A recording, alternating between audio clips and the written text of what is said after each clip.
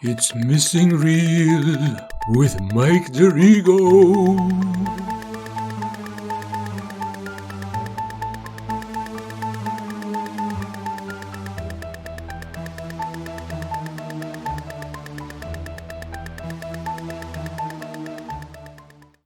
Hello, yeah, welcome. I'm back again for this very special edition of Missing Real. It's sort of a little different from what I usually do because it's like a holiday edition. It's not as bad as the Star Wars holiday special, I'll say that right up front, just to keep you guys all listening. But it's a little treat for everyone on Halloween because in between all the big epic podcasts about all the movies that I really love and actually take time to prepare for, I wanted to do something just a little bit more spontaneous and just pay tribute to the man who is responsible for making Halloween even scarier than it ever was before. And that, of course, would be one John Carpenter. One of my favorite film directors of all time. Made some classics and some cult classics. And, well, we're going to just kind of take a little trip down memory lane and have some screams and laughs along the way, I hope. And, in case you don't get enough candy, I want to make sure you don't have a miserable Halloween. So, this is just in case. This is your safety net, No razor blade apples or any of that shit. This is probably the most frightening thing you'll have to put up with on this day. So bear with me and thank you for being a valued listener. All right, let's get right to it. John Carpenter, born January 16th, 1948. Now, I'm not going to make this a whole big boring biography. We're just going to get to the good stuff, like the movies, And pretty much I'll cover every movie he's ever directed and maybe a few little one-offs here and there. I may leave a couple things out because they're really not relevant to this creepy conversation we're about to have. And, I'm focusing mostly on the horror stuff and not the horror bowl. Because he's done both, yeah. I love the guy, but yeah. He's had a few misfires, let's just say. But the first really relevant John Carpenter movie I could speak of is definitely 1974's Dark Star, which was, I think, started as kind of like a sort of student film thing, and then he kind of beefed up the budget to a massive $60,000 or something, and shot this space movie, did the music for it, and, Carpenter is great because he writes, directs, and composes the score for pretty much all of his best films. And, this one, it's like way back in the day. It had Dan O'Bannon as an actor / special effects guy. And of course, Dan O'Bannon is one of the writers who brought us Alien. And I guess he probably stole a whole shitload of the ideas from Dark Star and just made it scary. So Dan O'Bannon did some special effects and some very piss poor acting in Dark Star. And his special effects, however bad they may have been, they still caught the attention of a young George Lucas, and he hired O'Bannon to work on Star Wars effects. For God's sakes, how'd that happen? Star Wars 1977 looks way more impressive than Dark Star 1974. But you gotta admit, that little beach ball alien was almost as cute as R2, right? Almost. Yeah, just a little bit. And shit, it's too bad. I've had a similar experience in my life to Dan O'Bannon. I made my own shitty little alien movie back in the day when I just had a black and white security camera borrowed from somebody, and it probably belonged up in a bank preventing heists, but I was using it in my basement to make these crappy little no-budget movies with my friends, and I did a shitty alien movie. Do you think George Lucas or anybody ever tapped me on the shoulder and get me to do a movie with him? No. But I was pretty creative and resourceful, man. I crafted my own Giger-esque alien head out of a black duffel bag. I wore it. I put this chain tail thing and black gloves, black jacket, and of course everything's in black and white, so almost everything dark will look black. And I acted the part. I couldn't see a thing in the duffel bag, and it was just like I had a garbage pail and a catcher's mitt to play the egg and face hugger, and somebody got it was like a baseball mitt in their face, and these were like the special effects I was capable of back in those days. And, of course, I never got anywhere with it. So my film career is yet to launch. Thank God for podcasting, though, right? Yeah. I'm sorry. I'm getting off track here. Sorry, Mr. Carpenter. All right. So after Dark Star, 1976 saw the other cult classic, Assault on Precinct 13. And it's basically what it sounds like, just a lot of shooting and siege at a police station. And that was remade as well. and I don't think I've ever seen the remake, but yeah, the original's cool. It's a cult classic, got great music in it and everything. After that, 1978, Carpenter did the spec script for the movie The Eyes of Laura Mars, which was pretty successful. Starred Tommy Lee Jones, Faye Dunaway. It was directed by Irving Kershner. Irving Kershner directed another great movie, The Empire Strikes Back. A lot of Star Wars connections in here, huh? So we can geek out about them. Yeah, so Eyes of Laura Mars, another classic movie. And then the big one, 1978. Here we go. The ultimate. It's the movie that put him on the map, let's just say, of course. Halloween, what else? With the instantly recognizable theme that every kid tries to play whenever they come across a piano, but yet they'll refuse to take proper lessons. It's addictive, though. Yeah, Carpenter came up with like an unforgettable theme for this amazing low-budget movie. And I'm supposing it was really terrifying back in the day, but you look back on it now, and in almost all these slasher movies where you got this like iconic killer, but he basically walks after his victims. He's not very menacing. He just walks, follows you. You could run, scream, end up in the next town. He's still right behind you. It doesn't matter. You could catch an Uber, catch a fucking Concorde to Belize. He'll still be right behind you at the check-in. It's like, forget it. Can't get away from these guys. And he's wearing this like nondescript pasty mask, which is, everyone knows this, but it's a bleached out William Shatner mask from the old Star Trek. So, it's bad enough you're being chased by a killer, but not only does he walk slow, he makes sentences slowly too, like, I'm going to stab you in the back. And then, of course, the music in Halloween is really great. It really helps elevate the mood. The only music I do not like in Halloween is the girl who's singing about her boyfriend in the next room. My Paul, I give you a...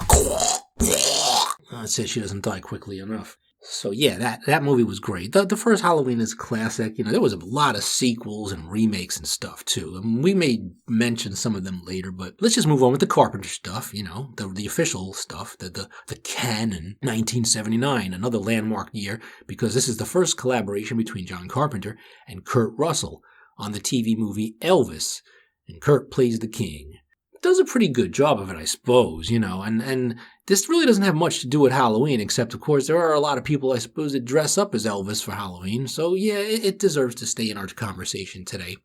It is a good one, but, it wasn't like prime Carpenter. It was just an interesting curio, I suppose. 1980, we got another great horror movie. I like it even more than Halloween, and I watch it a lot more frequently, too. The Fog, starring Adrienne Barbeau and Hal Holbrook, and Jamie Lee Curtis is in there, and Tom Atkins, and all these other great people who are in a lot of other Carpenter movies. It's just really scary and atmospheric. Again, the music is phenomenal. It really just like creates the whole mood. It permeates the entire movie, much like The Fog permeates every crack in your house or body. It's scary, man. I like this movie. It's just eerie, the lighthouse, and this remote location, and the town, and really great special effects. A little bit of Rob Bottin in there, who, of course, will work with Carpenter a little bit later on in the career. 1981, another awesome movie, again, with Kurt Russell. This is probably like the best of all the Kurt Carpenter collabs. Escape from New York. Another just perfectly awesome movie, really like the coolest anti-hero. Call me Snake. He doesn't do anything corny for the whole movie. He's just like, grunting and like Clint Eastwooding his way through most of the scenes. Doesn't give a shit about anything. Even when, like, the only thing is, like, if he's going to be killed by a little thing that just bursts both your arteries. Because Lee Van Cleef screws him over. And then, but he you know the story of Escape from New York. He has to kind of like escape into New York and get the president out. And just how hard he tries to succeed at his mission would probably depend on just who your president is. But this one's played by Donald Pleasence, of course, so, he's like gold in the Carpenter filmography. You gotta have Donald Pleasence and save him and see if he could do any more Halloween movies and whatever. And, yeah, the Duke of New York, yeah, number one. Got Isaac Hayes as the Duke. And there's some cool music in the movie. Like, it's like the Duke's theme, but it's kind of like Shaft. But I guess, they could have had Isaac Hayes just do his own theme song for the movie, but he didn't. But some of the cool Carpenter music, some of the best Carpenter music is in Escape from New York. The theme is like also iconic. Love it. There was a sequel, Escape from L.A. in 96, jumping up to the timeline a bit, but it has like really very little to do with its, its source material, its original film. Just Escape from New York was truly the best. And Escape from LA is like a sort of like a self-parody on itself, and then not quite as awesome or enjoyable. So I only recommend that to the purists, the hardcore Kurt Russell fans and stuff, and Carpenter completists, and whatever other colorful words you can apply. Let's go to 1982 with The Thing. And of course I did an entire Missing Real episode on this movie because it happens to be my absolute favorite horror movie of all time. And there's a lot of good ones up there, but this one just kills it, man. It's the best. It's just bleak and remote and isolated, and Tarantino had it as a huge influence on his Hateful Eight, not to mention having Kurt Russell along for the ride as well. So The Thing is the best. If you're going to watch any John Carpenter movie at all, that's the one to do. And he didn't even do the music for it, but it's still eerie as fuck, man. Ennio Morricone did a kick-ass job with the music, although it also won like a Razzie for like worst score. It's just this plodding, monotonous doom-doom for like most of the movie, doom-doom, doom-doom. But it's still eerie, creepy. It goes with it. Just accept it, okay? You know, fuck that Hans Zimmer and everybody else and all these other composers who we love, but you don't need that. Even John Williams, I'd say, no, man, step back. No, you don't want to score this movie, okay? And John Williams is like God when it comes to film scores, all right? But not for this one, okay? Just stick with it, okay? Trust me.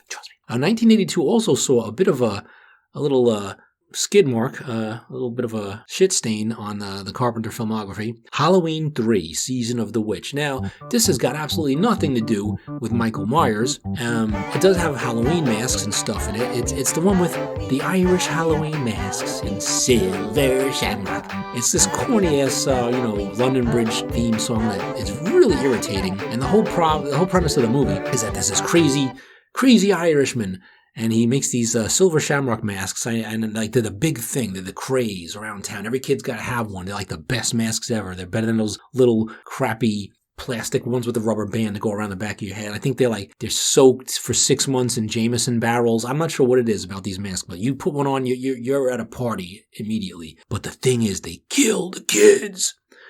There's this TV signal. It's all very sci-fi. It's like a really bad episode of The Outer Limits, but it's got Tom Atkins. It's got okay. Well, of course, it's got Dan O'Herlihy, and the cast is not too shining in this movie, but it's enjoyable, and the music is great, man. John Carpenter and Alan Howarth did a great score for this movie. It's a little bit more electronic sounding, but it has like the feeling of a regular, like, classic, the original Halloween theme music. So, the music really elevates it, and it's a whole lot of fun. If you don't take it too seriously, there's these freaking robots walking around, passing themselves off as people, but inside they're just like watch gears and clockwork and like cyberpunk intestines, and there's no way these things could possibly interact or talk or think, but they have gears and screws and springs inside, and that's pretty much it. There's like no such thing as a microchip at this point, and there's no artificial intelligence. There's no intelligence, really, and not a lot of blood. The shittiest part about Halloween 3 is when people die, they die in such blood-free circumstances. There's like almost no blood. There's like someone gets their head pulled off, and it looks really fake, and it's like one little of blood, and someone gets her head drilled into with a power drill, not a drop. So you gore hounds may want to avoid this one. It's kind of stupid, but it has some good makeup effects. I like it. It's good.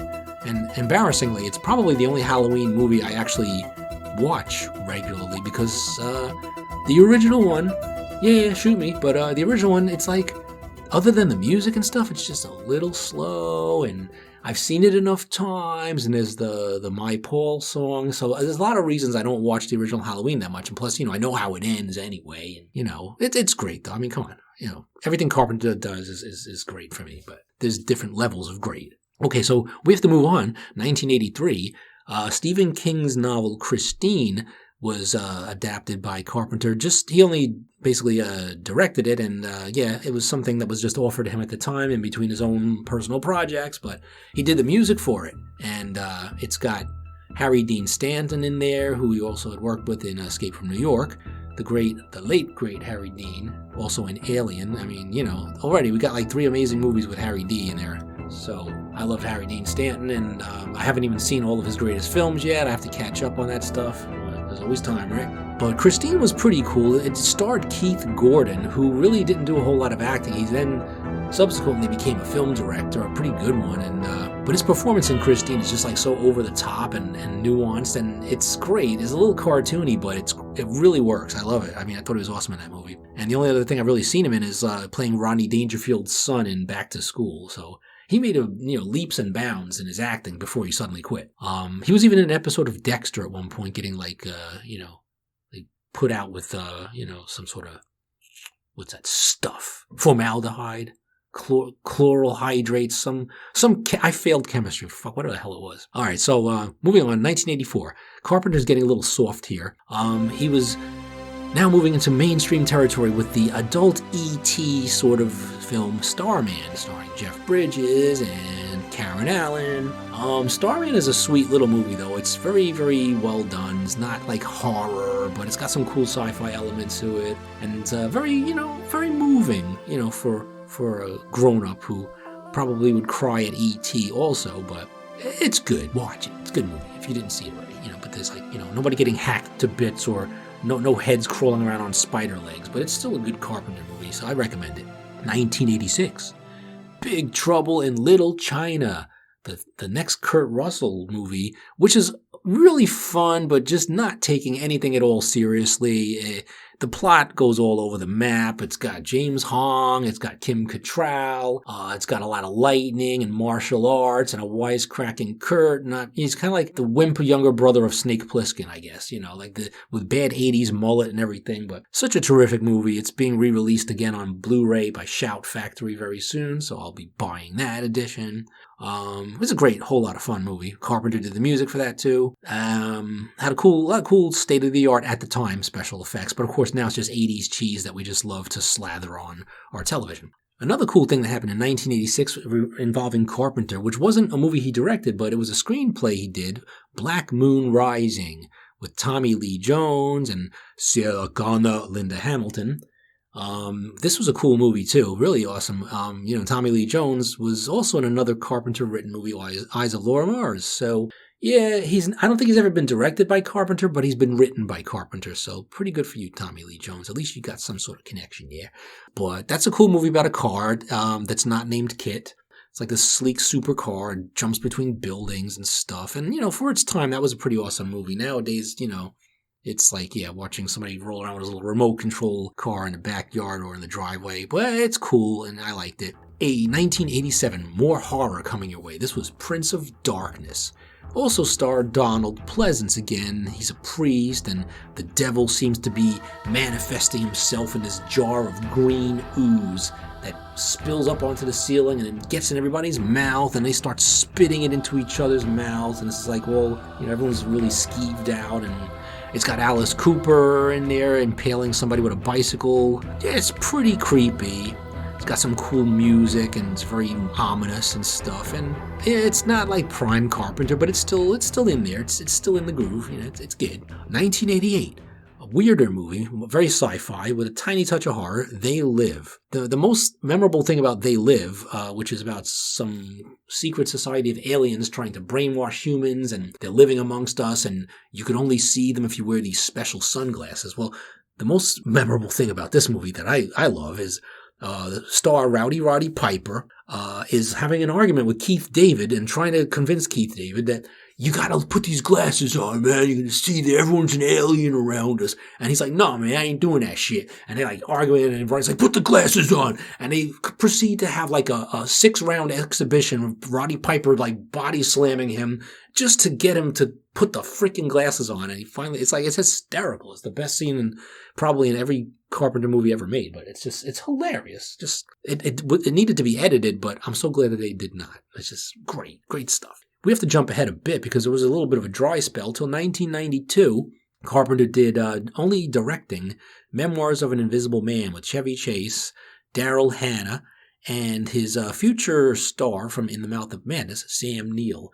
This was a little bit lightweight, didn't really, feel like a Carpenter movie when you're watching it, but it's not bad.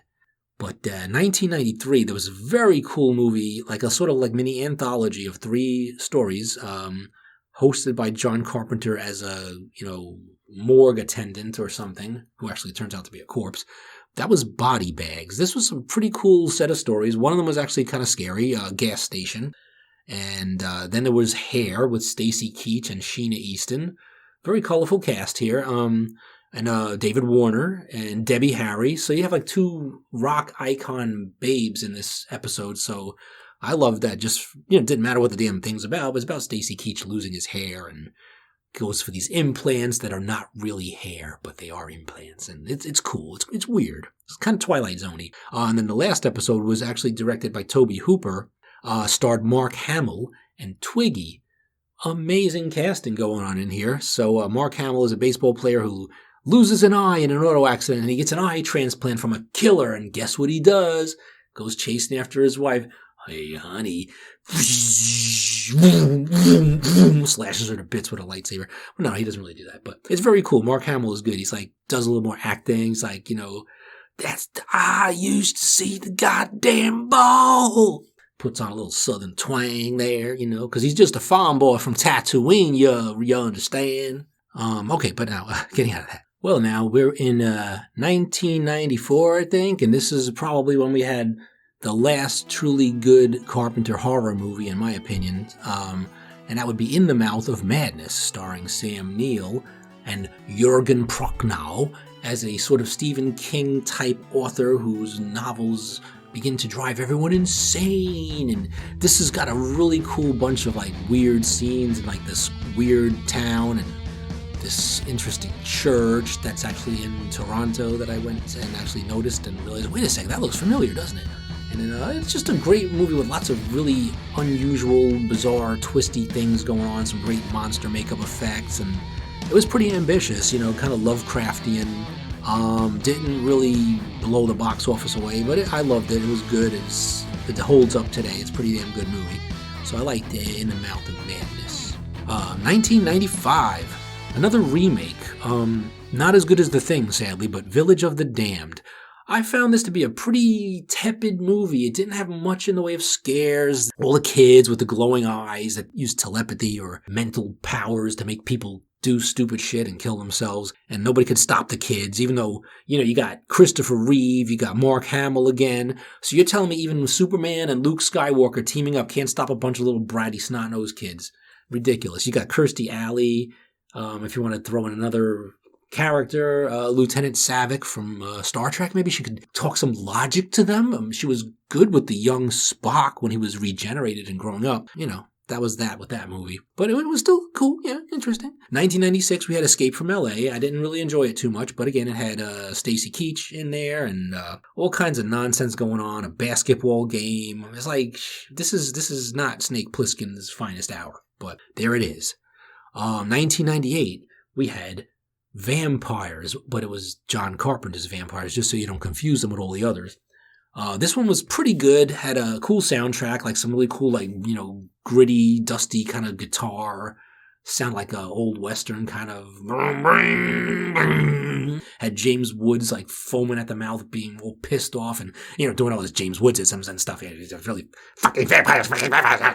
But he was great. He's like electric watching James Woods in a fucking movie. He's just, he's never boring. That's why, Jimmy Woods is the shit. Yeah, Vampires was good. It's like that was one of, again, like it was scary, but not very scary. It was bloody, but not very bloody. Yeah, it's cool. Carpenter was kind of like, just coasting along at this point. Okay, so here we are in 2001, where Ghosts of Mars is released. So I like the whole thing with the horror sci-fi sort of mashup, and this movie stars Natasha Henstridge, who we love. She was a species, and we got Ice Cube in there, and Marilyn Manson, I think, is in it. So some fucking guy that looks like him and has a slightly better singing voice. But this movie, again, it's got like all the whole thing with the like everyone becomes like a zombie, and like there's a big crowd chasing the heroes, and this becomes like a little bit repetitive and tedious, and like not much imagination going on. Everyone's like getting possessed by these spirits of these Martians that died, and somebody blew open a cave, and then the ghosts get out and they go into your head and make you have blurry vision. Probably just the drugs everybody was doing on the planet. But it was pretty cool, but ultimately forgettable. Starting to feel like, wow, where's all the vintage Carpenter that we love, man? But it's little traces of it here and there. It's still a cool movie. things got a little quiet after that. 2005, there was a Fog remake produced or executive produced by Carpenter, but really it was completely lifeless, didn't have any real scares to it. It was a little more slick and the effects were more like, snappy and today, but it had no atmosphere and it definitely had no Adrienne Barbeau. We kind of would have enjoyed like a little cameo or something, but nah. You could just dispense with that one. But at least in the 2005-2006 period of time, John Carpenter did participate in the Masters of Horror anthology, and we had a couple of cool episodes of that directed by him, which were good and a bit of a return to form.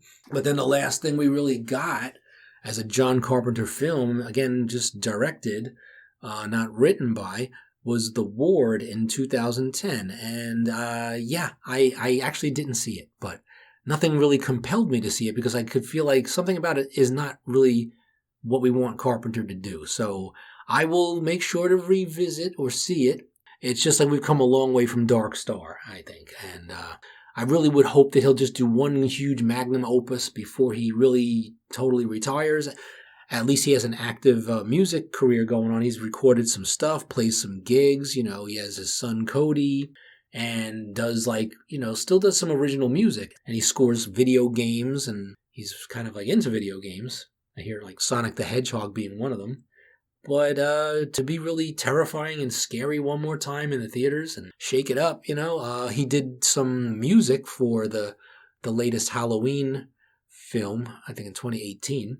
So at least he's coming sort of full circle back to where his horror roots really began. And, I just don't know if there'll ever be another filmmaker quite like Carpenter, just really knew how to, just like everything, he really had a lot of hands-on with his films, like composing and, composition in the scenes that make it really extra spooky when things happen, like in the distance or out of focus, but he uses diopters sometimes, so nothing's out of focus. It's cool. I learned a lot of stuff about filmmaking from Carpenter. I think he's great. And I hope he'll, grace us with some more really scary shit in the near future. But I think that's all the time I got for this Missing Reel. And I'm going to probably have to edit it to bits, too.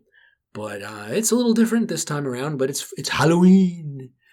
And I want you all to be scared and enjoy this shit in case you didn't get invited to any parties and in case your candy corn is stale. But thanks for listening to another episode of Missing Reel, and look forward to some more horror stuff coming in the very near future. As winter approaches, we'll have some very creepy, snowbound horror films to talk about to give you a bit of a hint. So until next time, or some shit. Bye.